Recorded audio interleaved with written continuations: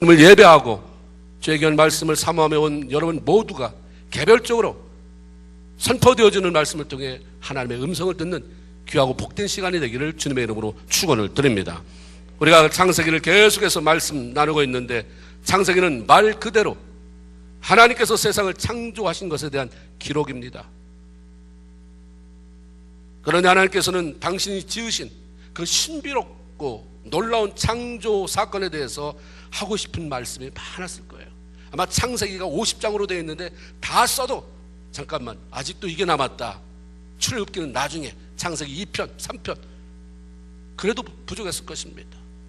그럼에도 불구하고 그런 창조에 대한 이야기들은 창세기 1장 2장으로 다 처리해 버리시고 나머지 48장은 모두 사람에 대한 이야기들로 가득 채워 놓으셨습니다. 하나님의 관심은 사람이라고 하는 거예요. 언제나 하나님이 바라보시는 것은, 주목하시는 것은, 기대하시는 것은 저와 여러분, 사람이에요.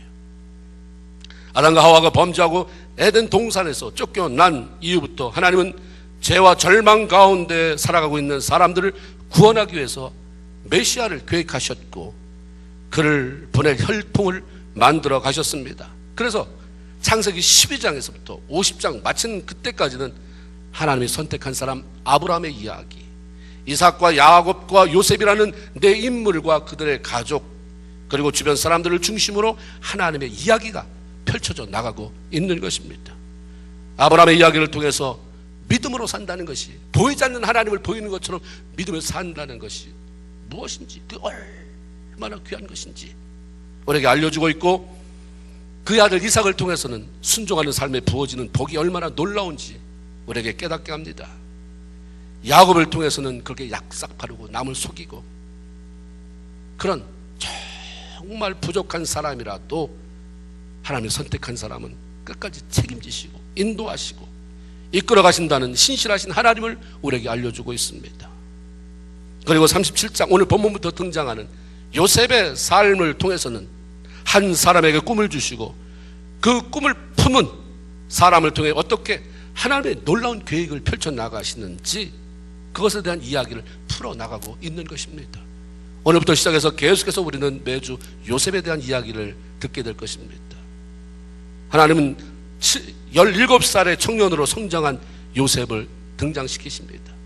16살까지 어떤 삶을 살았는지 모르지만 17세라고 하는 그 나이에 그의 삶의 터닝 포인트가 일어나며 계속해서 그를 통해서 하나님이 일하시는 모습을 보여주고 있습니다. 성에 처음 등장하는 요셉은 그때부터 꿈을 가지고 있었습니다. 하나님이 꿈을 주셨어요. 요셉은 꿈을 꾸고 그것을 말하고 그것 때문에 자신도 예상치 못했던 엄청난 고난을 받았고, 그 꿈으로 인해서 전혀 상상해 보지도 못했던 엄청난 멋진 인생을 살아갈 수가 있었습니다. 그런데 요셉의 이야기를 잘 읽어가다 보면 한 가지 의문을 갖게 됩니다. 성경 어디에서도 요셉이 자신의 장래를 위해서 뭔가 해보려고 하는 야망을 품고 치밀하게 계획하고 그것을 이루기 위해서 밤잠도 자지 않고 노력했다, 이야기 안 나와요.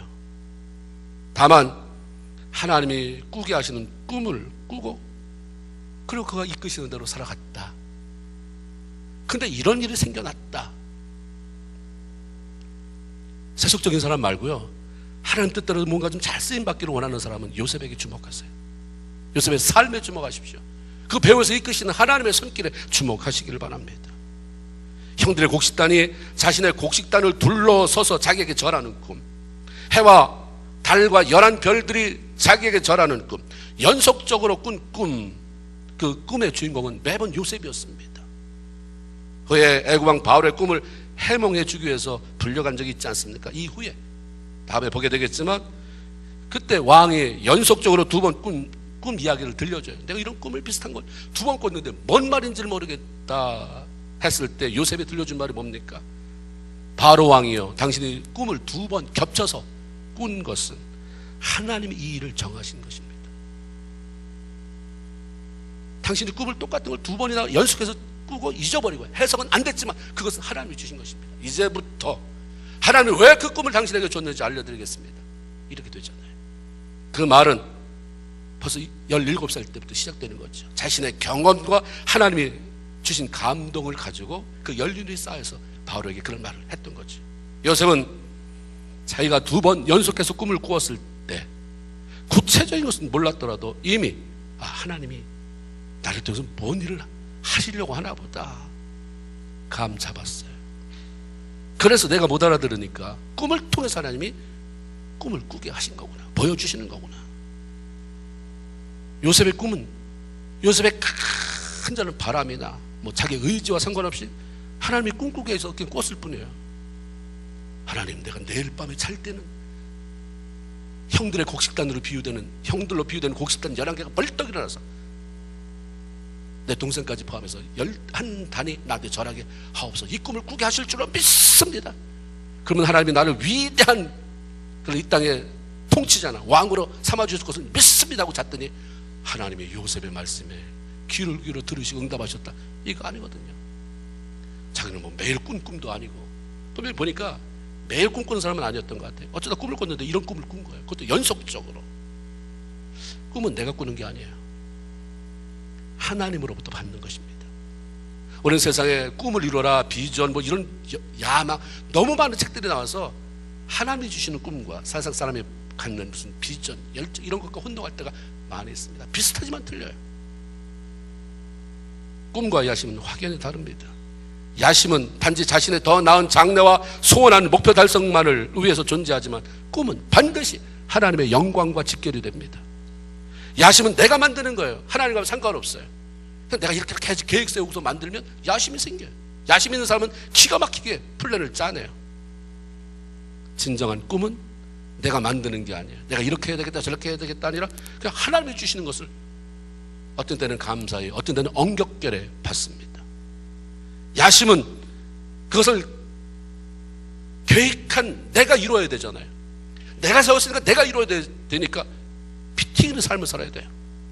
남을 눌러야 돼요. 경쟁에서 이겨야 됩니다. 이거 경쟁에서 저를 눌려야 내가 그 다음 내가 계획했던 그 야심찬 미래를 향해 나갈 수 있다. 저건 허용이 안 된다.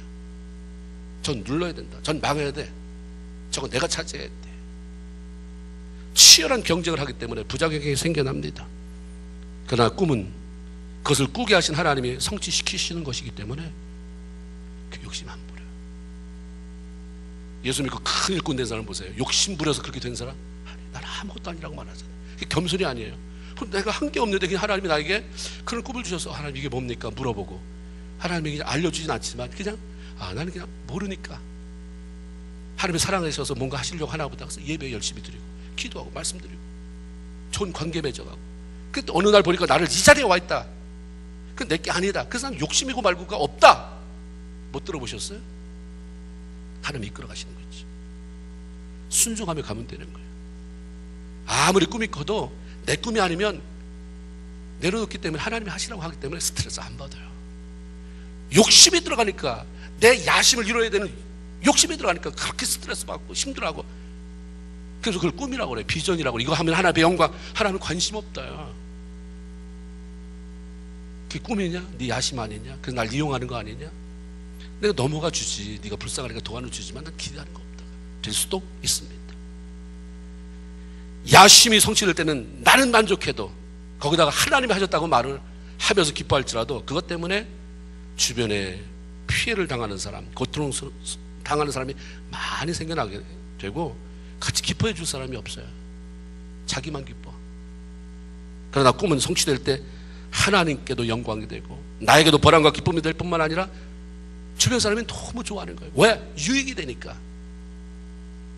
실질적으로 자기에게도 유익이 되고 저런 사람은 잘 돼야 돼. 정말 좋다. 내가 잘 되기를 바라는 사람이 잘 됐기 때문에 금전적인 유익이 없다 할지라도 내 마음에 참 기쁨이 있고 저런 사람이 나 잘 될 줄 알았어. 나도 내 아들을 내 딸을 저렇게 키워야지. 나도 저렇게 살아야지. 유익이 있는 거잖아요. 하나님은 당신의 사랑하는 백성들의 마음에 하나님의 기쁘신 뜻을 이루고자 하는 거룩한 꿈을 주시고 그것을 이루며 살아가게 하시는 분이십니다. 모든 것이 다 준비된 사람에게 꿈을 준다는 이런 착각은 벗어나야 돼요. 근본적으로 그냥 하나님을 사랑하는 마음이 있으면 꿈을 주시고 그리고 그 다음부터 이제 하나님 일하시는 거죠. 그 꿈을 이루어 내게 합당한 사람으로 이제 하나님이 만들어 가시는 거예요.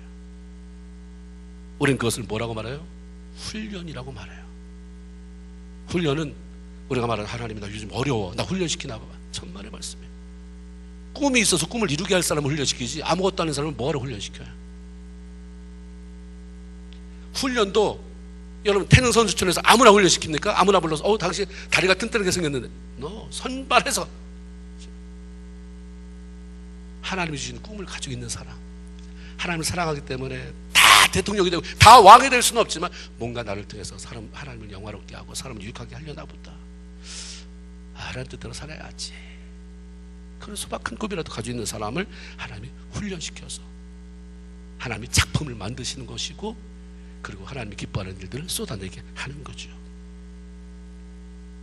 꿈이 없는 사람에게 훈련시켜봐야 고통이에요. 그건 고통. 꿈이 있어야, 꿈이 있는 애들 보세요. 아이들이 뭐 한국만 해도 아이스 스케이팅 타는 애들, 아니면 뭐 피겨 스케이팅, 그 조그만 애들이 뭘 한다고. 국민학교 1, 2학년 애들이 그냥 엄마한테 깨워달라가지고 비비 뜨면, 그 야심이 있는 거죠. 그거는 뭐 하나님을 오지 않았어도 야심, 다 그렇거든요. 하나님 앞에서도 마찬가지. 꿈이 없는 사람에게 너 이러면 안 되잖아, 기도해야지. 내일부터요, 너 이러면 안 되잖아, 좀 말씀 가운데 있어야 되잖아. 하나님 난 너무 바빠요. 너 지금 예배해 드려야 되는데, 하나님 앞으로 내가 잘못해 예배 드릴 날이 수없이 쌓였는데 하나님 요건 오늘 아니면 안 됩니다. 오늘 하나님 봐주세요. 고통이에요. 그런 사람을 자꾸 하나님이 훈련시킬수록 하나님하고 왼수돼요. 하나님 감사합니다, 고맙습니다, 나를 키워가신 하나님의 손길이 너무 감사합니다가 아니라 지겹습니다, 가능하면 놔주세요, 나 좀 놔주세요. 꿈이 없으니까 그러는 거예요. 그래서 원망불평이죠. 꿈이 없는 사람을 훈련시키면 감사가 안 나와요. 원망불평이죠.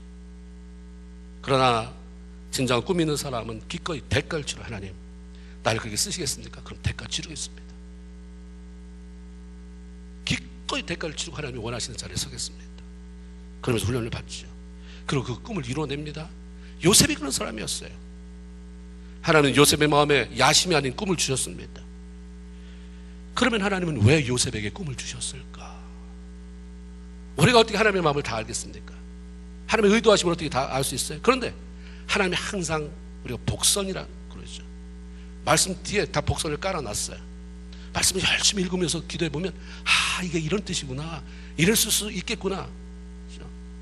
복선 깔아놓은 거, 숨겨놓은 것을 찾아내고 그 다음에 하나님 우리에게 주신, 우리 인간에게 주신 상상력을 동원하면 그 성령이 거기다가 역사하시면 그게 하나님의 음성으로 들려오는 거죠. 자꾸 읽어보세요. 이렇지 않았을까? 이랬어 그랬지 않았을까? 그러다 그게 다른 성경 읽을 때 이렇구나, 그랬구나. 성령이 내 마음을 그 순간 단 1초라도 탁 만져주시면 맞습니다, 하나님. 내가 여기서 실패했군요. 내가 이 부분에서 내가 실패해서 내 이 꼴이 이렇게 오랫동안 빌빌대고 살았군요가 느껴지는 거예요.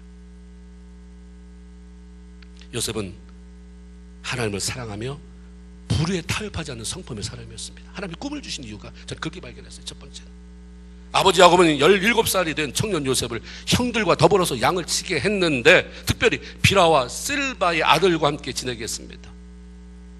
그런데 요셉은 그 형들과 함께 지내면서 너무 그들의 잘못이 눈에 띄는 거예요. 자꾸 더 실려.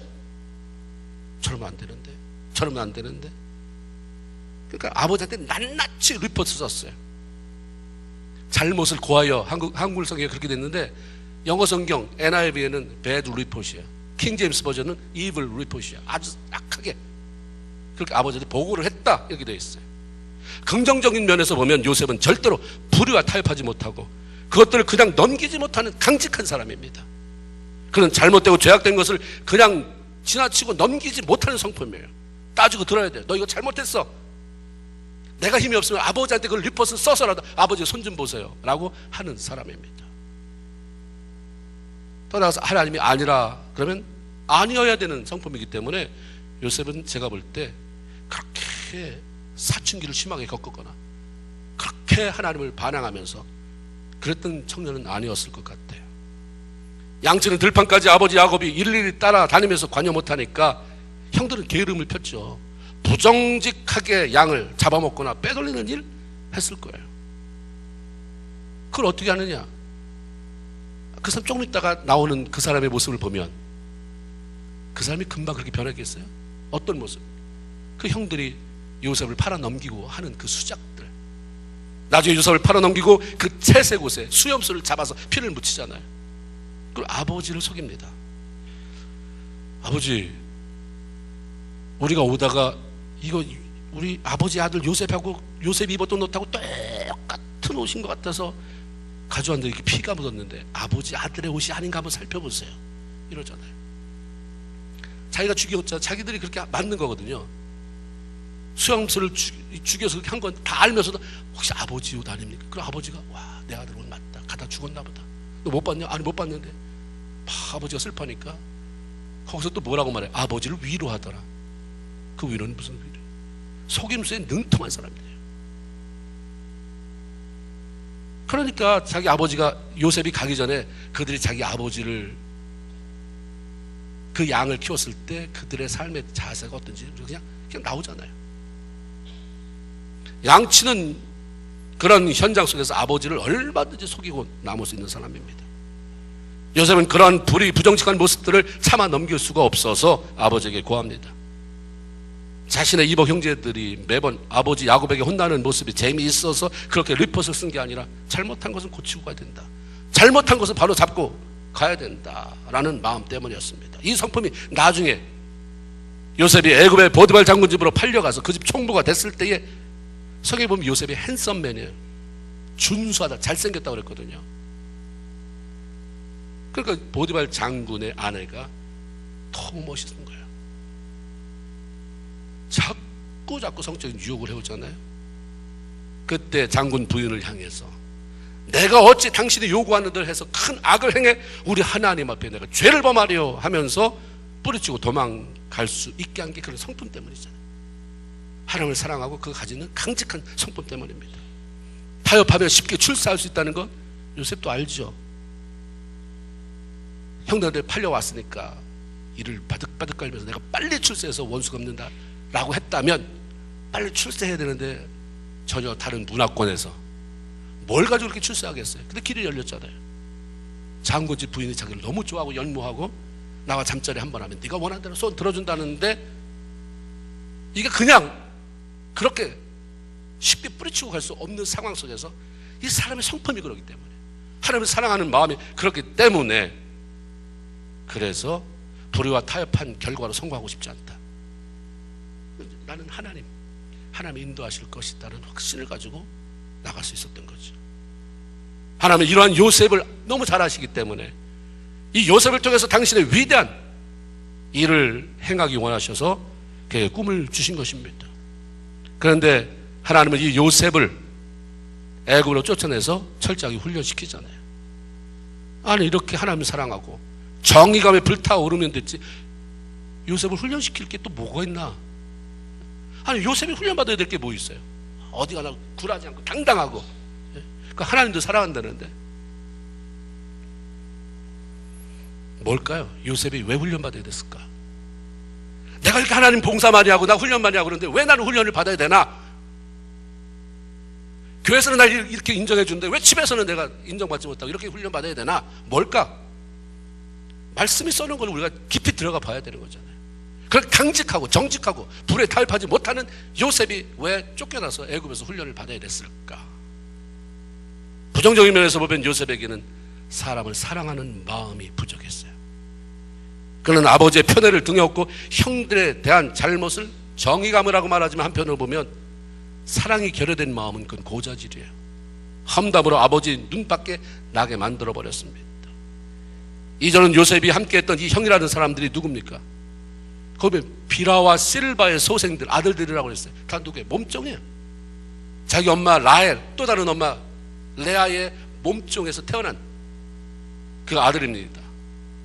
단, 납달리, 갓, 아슬 같은 이런 형들이. 어쩌면 요셉은 처음부터 천한 신분인 종의 몸에서 태어난 이복 형들을 무시하고 경멸했는지도 모르겠어요. 그래서 요셉은 처음부터 무슨 애정? 눈꽃만큼도 없어요. 그냥 잣대만 가지고 디미는 거예요. 너 이거 잘못했잖아. 이게 네 양이야? 아버지 양인데 너 왜 팔아먹어? 왜 돈을 더 그렇게 띵겨 먹어? 너 왜 그래? 왜 그래? 왜 그래? 말을 못했죠. 형들이니까. 그리고 아버지를 떠나 편애받는 아들이 지금 멀리 있는데 그렇게 했다가 무슨 봉변 당할까봐 다 리포트하는 거야. 다.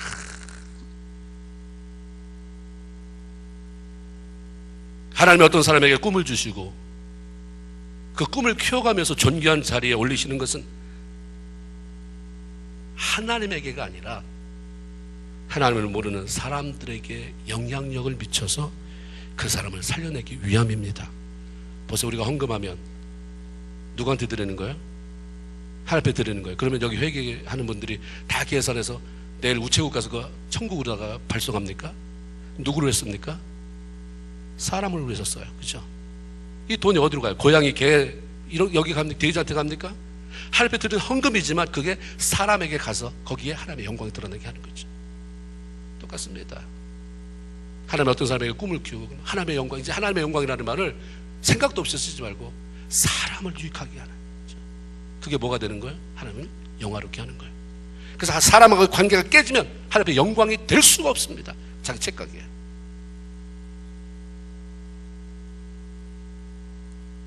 사람에게 영향력을 끼쳐서 그가 살아나면 하나님 참 좋은 분이시다. 어떻게 이런 일을 나에게? 내가 한 게 아니에요. 하나님 하셨습니다. 이게 하나님이 영광 받으시는 거죠. 사람한테 했는데 어떻게? 하나님이 한 거죠. 하나님이 영광 받으시는 거예요. 사람한테 했는데. 사람을 사랑함이 없는 메마른 정의는 하나님의 일을 방해하고 방해뿐이 아니라 사람을 죽여버려요. 영을 죽여버립니다. 이 세상이 시작된 처음부터 하나님은 아담과 하와에게 에덴 동산에 있는 모든 나무의 열매는 먹을 수 있다. 한 가지만 금해라. 선과 악을 알게 만드는 선악과다. 왜 그렇습니까? 옳다 그르다 이런 정의만으로는 사람을 살릴 수 없기 때문입니다. 옳다 그르다. 여러분 애들 야단칠 때 잘했어 못했어? 애들이 뭐라고 말해요? 못했어. 왜? 이런 애가 어디 있어요? 잘못했다고 그래요. 알아요. 한국에서 우리 교사들이 다 우려하는 게 아이들이 도덕 점수는 100점이야. 도덕을 지키는 것은 빵점이에요. 갭이 있잖아요. 그렇죠? 아는 것까지는 안 된다. 너 이거 잘못했어. 잘했어 못했어? 집사님 이거 잘했어요 못했어요? 장로님 이거 잘했어요 못했어요? 목사님 잘했어요 못했어요? 이거 가지고 정의가 안 돼요. 정의? 그 하나님 나라가 완성이 안 되는 것입니다. 뭐가 옳은지 그런지를 몰라서 우리가 넘어지는 겁니까? 옳은 것을 알지만 그 옳은 것을 행할 능력이 없기 때문에 그러는 것입니다. 정의는 옳고 그름을 판결해 줄 뿐 사람을 살리는 것은 사랑이에요. 하나님만 사랑하는 것은 하나님만 사랑하는 것은 하나님을 반만 사랑하는 거예요. 하나님을 온전히 사랑하는 것은 사람을 사랑하는 것을 포함해야 하는 것입니다. 사람을 사랑한다는 것은 시인이 사람을 사랑한다는 것은 참 아름다운 일입니다. 아름다운 일 아니에요. 얼마나 고통스러운 일입니까? 신바람 나는 일만은 아니에요. 그렇게 공들여서 사랑했는데 배신하고, 그 사람들이 사람 상대 안 하고 고양이 개 키우려고 그러잖아요. 왜 키우십니까? 적적해서도 있지만 얘네들은 배신 안 해요. 오죽했으면 배신 안 하는 강아지가 너무나도 고마워서 유산을 물려줄까? 뭐 저짓을 하고 있느냐 하기 전에 일단 인간 사회가 이렇구나. 믿을 만한 사람, 사랑하는 사람에게 배신을 너무 당해서 너무 외롭게 살아가고 있구나, 고독 가운데 살아가고 있구나를 우리가 알아야 되는 거죠. 그렇게 파악이 됐으면 그러면 내가 할 일은 뭐냐요? 이 땅에서, 교회에서 어느 자리에 서야 되는가는 답이 나오는 거잖아요. 오해하고 공격을 받고 고통스럽게 될 수 있어요. 사람을 사랑하면, 하다 보면. 그럼에도 사람을 사랑해야 하고 사람을 사랑하는 것이 귀한 것은 성경을 통해서 하나님이 그렇게 하는 것이 나를 사랑하는 것이다 라고 말씀하시기 때문입니다. 요셉에게 불의와 타협하지 않는 성품에 더불어서 사람을 사랑하는 마음이 절대로 필요했기 때문에 하나님은 혹독한 훈련시켜 가셨어요. 형들에게 팔려간 요셉이 수년 동안, 수십 년 후에 형들을 다시 만났을 때 형들은 초라한, 견디다 못해서 식량 구하러 온 그런 외국 사람이었고, 요셉은 바로 밑에 총애받는 총리가 되어서 높은 위치에 있었어요. 형들 봤잖아요. 근데 형들 미워하지 않았어요. 보복하지 않았습니다. 그 요셉이 먼저 내가 누구다라고 발표하면서 하나님이 우리 가족을 살리려고 형들의 손에 나를 먼저 팔아서 이곳에 오게 했습니다. 그러니 불안해하지 마세요. 염려하지 마세요. 위로했어요. 진심으로 형들과 그의 자녀 조카들까지 사랑했고 그들의 애굽 온 것을 진정으로 환영하고 사랑하고 베풀고, 요셉은 더 이상 17살 그때의 요셉이 아니었어요. 혹독한 고통스러운 훈련을 통해서 하나님을 사랑할 뿐만 아니라 사람을 사랑하는 사람으로 변해 있었습니다. 하나님이 그를 훈련시킨 것은 네 꿈이 뭐야? 이 외국까지 왔으면, 이렇게 형제들에게 팔려왔으면 출세해야지, 출세해야지. 잘 견뎌, 이 훈련 잘 견뎌, 출세해야지. 그가 지칠 때 출세해야지, 이런 말 단 한 번도 안 하셨어요. 하나님의 훈련은 출세시키기 위한 훈련이 아니었습니다. 사람을 사랑하는 훈련을 통해 하나님을 온전히 사랑하는 사람이 되게 하는 것이었고, 그러다 보니까 출세는 그냥 따라온 거예요. 사람을 사랑해서 하나님을 온전히 사랑했더니 그 하나님이 너무 좋아서 바로가 꿈꿨대냐? 이런 얘기라고 얘기해줘라. 요셉이 어떻게 알았겠어요? 그 꿈. 다니엘이 자기가 꿔보지도 않은 꿈, 왕이 꾸고 잃어버린 꿈을 네가 알아내서 해석해달라고 했을 때 그걸 어떻게 하겠어요? 사람을 사랑하고 하나님을 사랑함으로 온전히 하나님의 사랑이 되니까 그다음부터 그냥 요셉이 하나님 이렇다는데요 나오는 거잖아요. 이 사람이 왕의 떡을 바치는 신하인데 이랬대는데요, 이 사람이 왕한테 술 진상하던 사람이랬는데 이렇게 해서 감옥에 들어왔다는데요. 이거 뭐예요? 야, 잘 봐라, 잘 들어봐라. 3일째 3일 이거는 복직이다, 이건 죽는다, 다 하나님이 알려줄 거예요.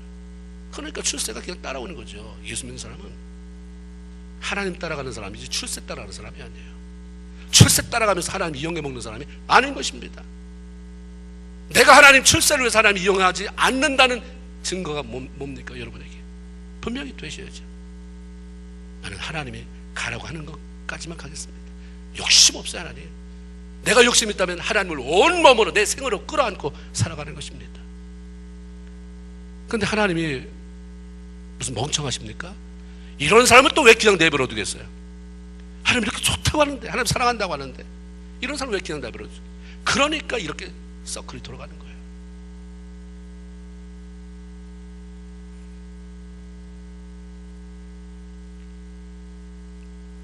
요셉이 훈련을 통해서 변화되는 과정이 없이 정의만 고집하다가, 야 봐라 썩어 문드러졌는데 난 그렇지 않잖아, 난 정의만 말하는 사람이냐, 내 삶 뒤져봐, 내가 남을 속였어, 남을 뭐 뺏었어, 봐 깨끗하지, 이렇게만 고집하고 살았다고 한다면 그토록 멋진 꿈을 가지고 그게 다예요. 그 인생은 다른 사람 볼 때 너 깨끗하다, 너 멋지다, 아우 너 할 말 다라고 사는데 that's it.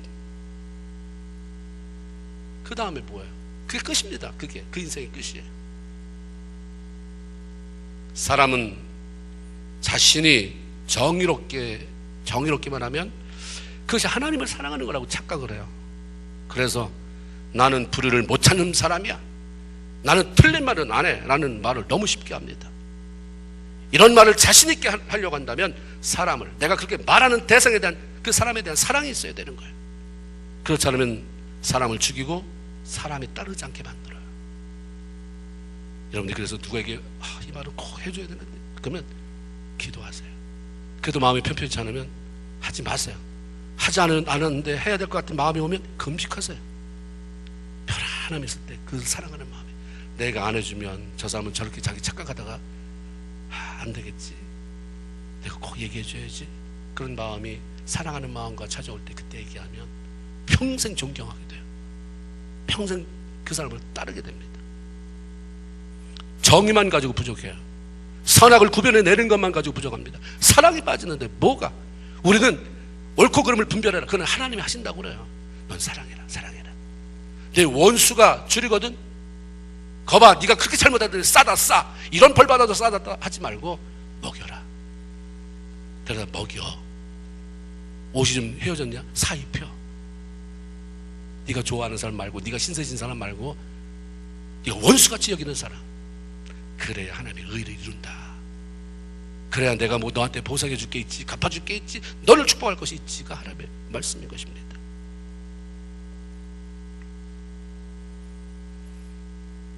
요셉에게 결코 불의와 타협하지 않는 마음이 있어 그를 사용하려고 꿈은 주셨어요. 그런데 그 부족한 사람을 사랑하는 마음, 이게 있어야 되니까 훈련은 불가피해졌습니다. 그래서 훈련을 하셨고 요셉은 따라갔어요. 그 훈련.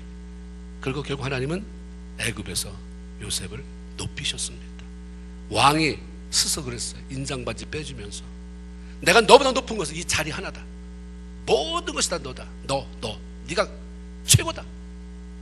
이렇게 인정하게 만든 것은 하나님이셨어요.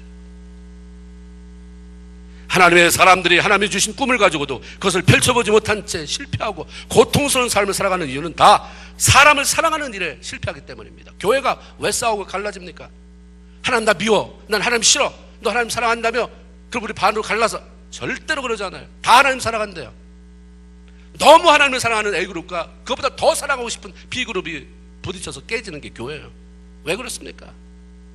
하나님을 반쪽도 어설피 사랑하면서 사랑한다고 말하는, 거기 하나님은 사람을 사랑하는 사랑이 빠졌는데 자기는 하나님을 그렇게 사랑한다고 착각하니까, 착각과 착각이 부딪히니까 안 깨지고 배기겠어요?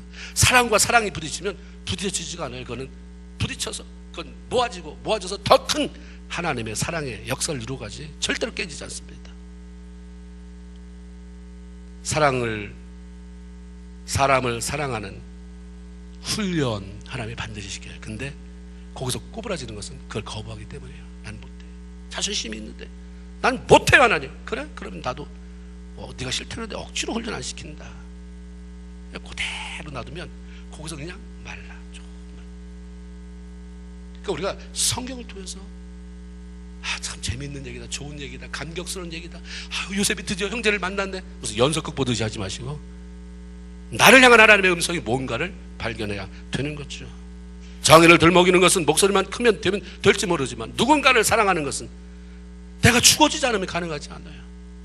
내가 죽어지지 않아도 너 이거 잘못했지, 잘했어 못했어 할 수 있지만 사랑하는 것은 내가 죽어지지 않으면 못하는 일이기 때문에 그래서 하나님이 소중히 여기는 거예요. 하나님은 사람을 사랑하라고 우리에게 꿈을 주시고 훈련시키고 축복하십니다.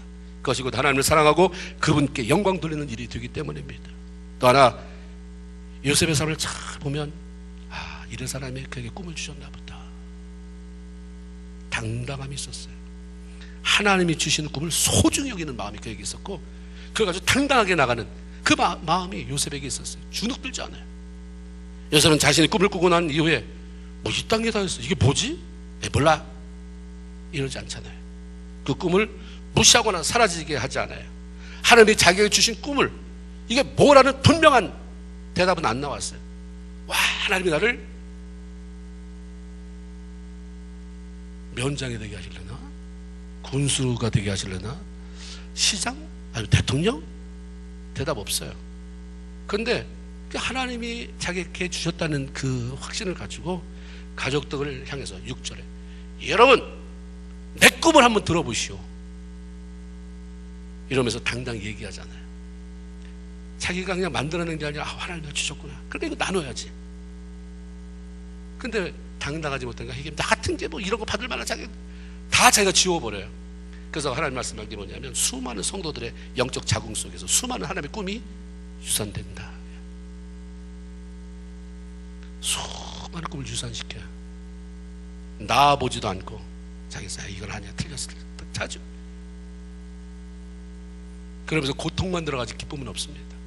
왜 하나님이 주시는 게 하나님의 스토리가 해피엔딩으로 끝난다는데 왜 인생이 더 기뻐할수록 슬픔만 가득 차냐 이 말이에요. 그럼 하나님이 잘못입니까? 하나님 막아서 그래? 나한테는 뭐가 문제가 있는가 보셔야지. 내가 자금은 작다고 하나님 앞에 컴플레인 주면 왜 이제 주냐고, 왜 이거 주냐고, 이거 떼지 놨다고 한 번도 감사해보지 못하고 원망하고 불평하고 혹시 그렇게 살진 않았는가? 긍정적으로 볼 때 요셉의 성품은 하나님께서 자기에게 주신 것들을 소중히 여기고 누가 나를 어떻게 생각하느냐에 상관없이 하나님이 주신 것 당당히 나누고, 하나님이 원하신다고 생각하면 당당히 밀고 나가는 사람이었습니다. 그러니까 그의 꿈을 주시죠. 꿈을 줘도 그것이 얼마나 귀한지 소중한지 몰라 아무렇게나 여기고 그 꿈을 현실화시키기 위해서, 그래서 사람들을 유익하게 하고 하나님을 기쁘시게 하고자 하는 그런 열정이 없는 사람에게 꿈 무슨 의미가 있습니까? 그런데 여기까지면 됐는데 하나님은 그게 아니에요. 그 사람을 통해서 많은 사람을 살려야 되니까 자기 당착에서 끄집어내야 됐어요. 그게 부정한 게 뭡니까? 부정적인 측면에서는 너무 당당해서 다른 사람을 배려할 줄을 몰라요. 다른 사람이 어떻게 됐든 다 이기적이고 교만함이 그 안에 있었습니다. 4절에 보면 형들이 요셉에게 편안히 말할 수가 없었다 이랬어요. 요셉하고는 같은 집에서 살잖아요. 같은 아버지 모시고 사는데 편안하게, 쟤를 어떻게 내가 편안하게 얘기할 수가 없는 대상이. 왜 그렇습니까? 누구한테 문제가 있는 거예요? 형들도 문제가 있지만 요셉에게 문제가 있는 거 아닙니까? 개역 성경에는 언사가 불평하였더라 이렇게 되어 있고, 이게 성경의 언어로는 그에게 샬롬을 말하지 아니하였더라. 다시 말하면 같은 집안에 살았는데도 얼굴 획획 돌리고 인사조차도 안 하고 살았다. 한 집에 살았는데도 불구하고 관계가 불편해요. 너무 의로워, 너무 당당해. 그래서 자기 할 말 그냥 탁탁탁 해야 되니까 너무 힘들어 형들이. 그러니까 인사를 안 해. 그래서 여기 편안하게 말할 수 없었더라, 샬롬을 말하지 않았더라. 이게 그 집안에서 일어난 거예요. 여러분 집안은 어떻습니까? 여러분 교회는 어떻습니까? 교회가 대가족의 모여있는 큰 집 아닙니까? 하나님 집이라고 그랬잖아요. 기도하는 집. 어쨌든 집이에요. 내가 너무 하나님 앞에 자신만만하고 당당해서 그것까지는 좋은데 다른 사람 죽이지는 않냐 이 말이에요.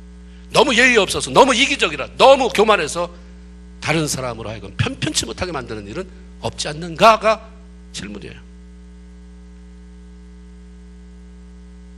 성경이 형들이 동생을 그렇게 불편하게 여기고 인사도 말도 섞고 싶지 않을 정도인데 요셉은 어때요? 그런 상태에서 형들 좀 다 좀 나와봐요. 그래서 이 당당함은 어디서 오는 거예요? 내가 꾼 꿈을 들으셔. 그걸 좀 다음에 하면 어떻겠어요? 좀 다음에 형들 마음이 진정되고 관계가 회복된 다음에, 형 지난번에 내가 꿈을 꿨는데 이러면 되는데 지금 말도 안 하고 사는데 다 모이시오.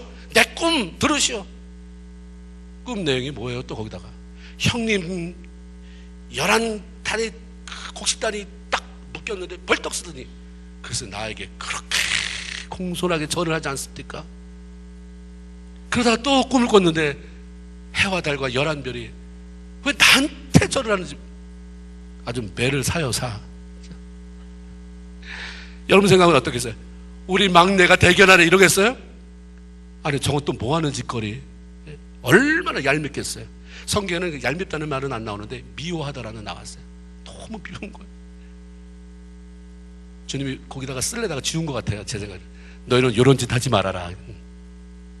요셉이 하나님의, 근데 참 하나님의 멋진 게 그런 요셉인데도 하나님이 만들잖아요.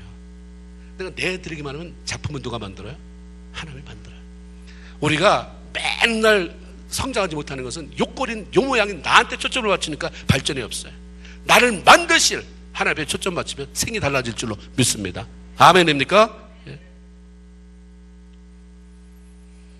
이게 요셉의 성품이기도 하지만 이기적으로 당돌하게 자기만 알면서 살았던 삶은 아버지의 편애가 한몫했어요. 아버지 편애, 요셉만 사랑하는 편애. 그 편애가 요셉이 다른 형들에게 꾸중도 듣고 뭐 이렇게 맞부딪히면서 깨지기도 하고 억울하기도 하고 참기도 하고 그러면서 자기 진짜 모습을 발견하며 성장에 가야 하는 그 과정을 다 뺏어버린 거예요. 어휴 우리 막내 이래 니네 왜 그래? 얘 다음부터 얘 어떻게 하면 가만히 안 둬. 편애라는 이유로 모든 것이 용납되었고 든든한 아버지 뒤에 숨을 수 있었기 때문에 야단을 맞으면서 책망을 들으면서 자기의 삶을 정정할 기회를 갖지 못했어요. 혹시 여러분이 그렇습니까? 아이를 한참 키우고 있는 젊은 부모들은 어떻습니까? 편애는 아니더라도 내 아이들을 사랑한다는 이유로 대신 나가서 싸워주고, 그렇죠? 내 애는 뒤에서 숨어서 메롱하게 하고, 그래서 깨져야 되는데, 내가 참 이렇다는 걸, 약하다는 걸 알아야 되는데, 남과 더불어 살지 않으면 나는 참 안 된다는 것을 배워야 되는데 그 과정을 다 성도를 때 뺏어가고 있는 부모, 이짱 나는 거예요. 하나님이 이별시키잖아요. 눈에 넣어도 안 아픈 요셉이 사라졌어요. 나중에 돌아왔지만 다른 형제는 다 알았는데 이 아버지는, 그렇게 편했던 아버지는 죽은 줄을 알고 그렇게 고통 속에 살아갔어요. 하나님의 뜻도 있겠지만 이별시킨 건 누굽니까? 그 한 부분을 편하는 아버지가 만든 거예요. 당당하고 자신감이 넘치는 요셉에게 그것과 더불어서 필요한 게 뭐였냐면 겸손함이에요. 자기만이 아니라 남도 좀 배려할 줄 아는 마음, 비이기적인 마음이었습니다. 그러니까 결국 하나님은 요셉으로 하여금 형들의 손에 팔려서 자신을 편애하던 아버지의 손을 이제 놓고 훈련받는 길을 열어놓으셨습니다. 죽이지 않았어요. 죽이려고 했는데 죽이지 않았어요. 그리고 야곱처럼 너 외삼촌네 집으로 도망쳐라가 아니었어요. 팔렸어요. 팔렸다는 건 뭐예요? 다시는 돌아올 수 없는 길이에요. 은 20이라고 하는 그 엄청난 돈을 보상해 주지 않는 한 다시 돌아올 수 없는, 아버지가 알았다면 쫓아가서 내가 전 세상을 팔아서라도 주고 속량해 왔을 텐데 아버지 죽은 줄 알았거든요. 형들이 가서 돈 주고 다시 빼내오겠습니까? 팔아버렸는데 그 꼼짝없이 묶어놨어요. 하나님이 훈련시킬 때는 어떻게 안 돼요. 앞으로 갈 수도 없고 뒤로 갈 수도 없고 그냥 거기 묶어서 거기서 살 길을 찾는 거예요. 아버지 떠나요. 형제 다 떠나서 훈련 톡톡히 받았어요. 후에 형들과 요셉이 화해가 됐어요. 화해가 됐는데 이제 아버지는 죽었어요. 근데 겁이 난 거예요. 제가 아버지의 편애를 받고 아버지를 그렇게 사랑했는데 아버지 마음에 못 박지 않으려고 살아있는 동안에 우리를 잘 대해줬는지도 모른다. 이제 아버지가 죽었으니 보복 나오지 않을까. 이게 불안한 거예요. 그러니까 잘못은 안 하는 게 좋아요. 동생이 말을 했는데 그때는 아버지가 살아계셨으니까 그렇게 말을 했지. 지금 아버지가 죽었는데 긴장하고 있어요. 그때 요셉이 뭐라고 형들을 위로합니까? 그게 창세기 다 훈련 끝나고 요셉이 죽기 전에 창세기 50장에 나와요. 50장 20절 21절 당신들은 형들한테 하는 얘기입니다. 나를 해하려 하였으나 하나님은 그것을 손으로 바꾸사 오늘날과 같이 많은 백성들의 생명을 구원하게 하려고 하셨나니 형들은 두려워하지 마십시오. 내가 형들뿐만 아니라 형들의 자녀, 내 조카들까지도 기르겠습니다. 그러면서 거기에 간곡한 말로 위로하였더라. 하나님은 훈련을 통해 요셉을 겸손하게 만들었잖아요. 다른 사람의 마음을 헤아릴 줄 아는 배려의 사람으로 만들어 놓으셨어요. 하나님을 사랑하는 마음은 기본이고 정말 내 안에 이런 배려하는 마음, 비이기적으로 남을 생각할 줄 아는 마음, 이런 게 있나면 그러고 나서 하나님 앞에 주여 축복하옵소서 이렇게 말을 하더라도 해야지 전혀 그런 건 관심은 없고 자기 이기적이고 교만하고 자기만 아는 이런 거는 그대로 가지고 있는 채 주여 채워주세요 왜 응답 안 하십니까? 가 되면 안 된다 이 말이에요.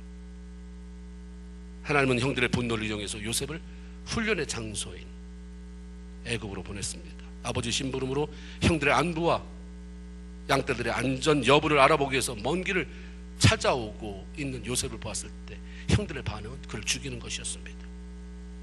형들은 요셉이 오는 것을 볼 때 저 우리가 죽이고 싶도록 미운 요셉이 온다 이러지 않았어요. 꿈꾸는 자가 오는 도다. 형들은 요셉 자체도 싫었지만 정말 싫은 것은 그 안에 자신들이 없는 꿈이 있었기 때문입니다. 그러니까 20절 자 그를 죽여 구덩이에 던지고 우리가 말하기를 악한 짐승이 그를 잡아 먹었다고 하나님 앞에 아버지한테 말하자. 그러면서 아버지 표정이었던가 읽어보자가 아니었어요. 그 꿈이 요셉이 꿨던 꿈이 어떻게 되는 것을 우리가 보자 그랬어요. 이거 굉장히 무서운 말이에요. 요셉이 고통 속에 어떻게 죽어가는 것을 보자도 아니에요. 그 꿈이 하나님이 주셨다고 하는 꿈이 어떻게 그 안에서 영적인 자궁 안에서 사라지는 유산이 되고 낙태가 되는지 한번 보자. 형들이 원했던 것은 요셉을 죽이는 게 아니라 그의 꿈을 죽이는 것입니다. 이것은 단순히 인간 요셉을 좌절시키는 것이 아니라 하나님의 꿈을 무너뜨리려고 하는 사단의 무서운 음모가 개입되는 거죠. 요셉의 꿈이 사라지면 요셉의 꿈이 사라지는 게 아니라 그를 통해 이루고자 했던 하나님의 원대한 계획이 실패로 돌아가는 것입니다. 그러기에 가장 가까이 있는 가족, 형제들을 통해서 요셉을 죽이려고 했던 것입니다. 먼 데서 죽였어요? 아니, 가까이 있는 형제가 죽이려고 해요. 예수님 누가 죽였어요? 누가 팔아넘겼습니까? 먼 데서입니까? 가론 유다예요. 가까이 있는 사람 소중히 여겨야 돼요. 성도들 안에 꿈이 사라지면 하나님의 계획에 엄청난 차질을 빚어서 하나님 나라에 치명적인 타격을 줄 수 있기에 사단은 그렇게 몸부림치는 거예요. 서로 사이 갈라놨다. 그래서 안 보면 돼요. 내가 언제 너한테 뭘 달라고 그래, 뭘 어떻게 해달라고 그래, 안 보면 돼. 그러나 하나님의 입장으로 볼 때 하나님의 나라를 건설해 나가기를 열망하는, 그래서 그 교회를, 공동체를 통해서 수많은 영혼을 살려내기를 원하시는 하나님 입장에서는 그렇게 해서 꿈을 박살내는 것을 너무너무 싫어하는 거예요. 근데 가족에서 일어나잖아요. 교회 성도들이 사단의 공격을 받아서 서로 간에 꿈을 죽이려고 하는 일들이 얼마나 비일비재하게 일어나는지 모릅니다. 누구를 미워한다, 누구를 어떻다. 근데 중요한 거는 내가 다른 사람의 꿈을 죽이지 않는가. 말로 니까짓 게 뭐하는데, 너 같은 게, 그래서 꿈을 죽이지 않는. 내가 이런 소박한 꿈이 있습니다. 야야야야야, 너를 통해서 일할 것 같으면 저 원숭이 통해서, 강아지 새끼를 통해서 하나님 일하시겠다. 다 꿈을 박살내는 거예요. 하나님은 요셉을 죽이지 못하게 막으셨습니다. 마침내 그 장소를 지나가는 정확한 타이밍을 맞춰서 장사꾼 지나가게 하잖아요. 미디안 상인들, 무역상들. 그래서 형들이 또 거기 의견이 모아져요. 유다가 죽이면 뭐가 우리 마음이 편하겠냐, 팔자. 마침 장사꾼도 지나가는데 은 20을 받고 팔아요.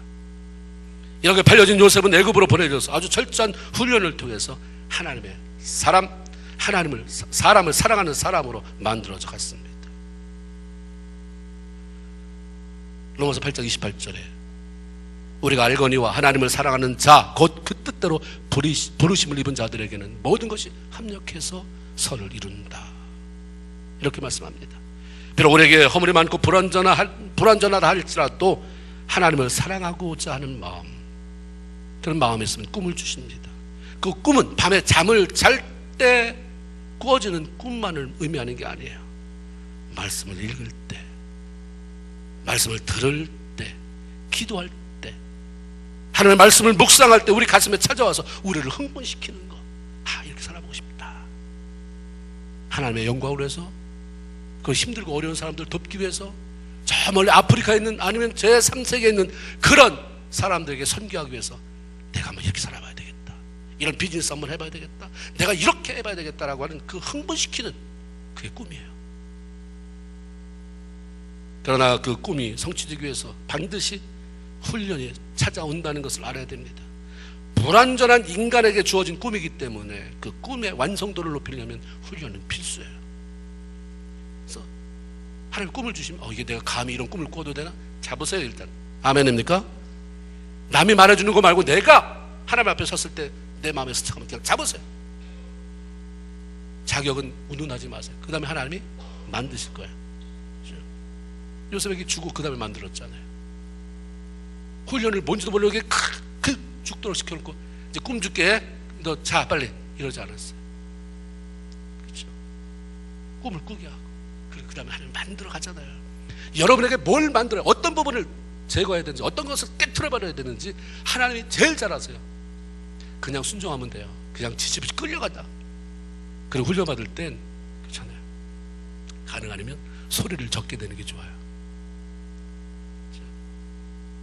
사단이 쫓겨날 때는 어떻게 한다고 그랬어요? 예? 사단이 쫓겨날 때 소리를 지르면 그걸 뭐라고 말해요? 사단이 막 뭐라고 하는 표현이 있는데 제가 지금 생각이 안 나서 물어보는데 다 모르시네. 여기 경기를 일으키듯이 하는 거 있잖아요. 예. 어쨌든 사탄은 그냥 안 넘어가요. 경기를 일으키듯이 주변을 다 아주 만신창이 되게 만들고 두렵게 만들고 소름 끼치게 만들고. 그러나 하나님을 훈련시킬 때 자아가 깨지는 것은 조용히 그러나 강력하게 어디 하나님 앞에 무릎 꿇을 때요. 하나님이 강력하게 부서요. 강력함이 너무 강하고 그 강력함 뒤에 베푸신 하나님의 사랑이 너무 커서 때로는 통곡하게 되는 것이고 그러면 너무 후련하고 뭐가 깨지고 그런 것 같은데 마음에 탁 와닿는 것은 에레미야서의 말씀처럼 하나님이 건축하기 위해서 나를 먼저 부수시는구나. 하나님 나 안에 뭘 심기 위해서 먼저 내 땅을 갈아엎으시는구나. 하나님 뭘 하시겠구나 라고 하는 감동이 찾아오는 것입니다.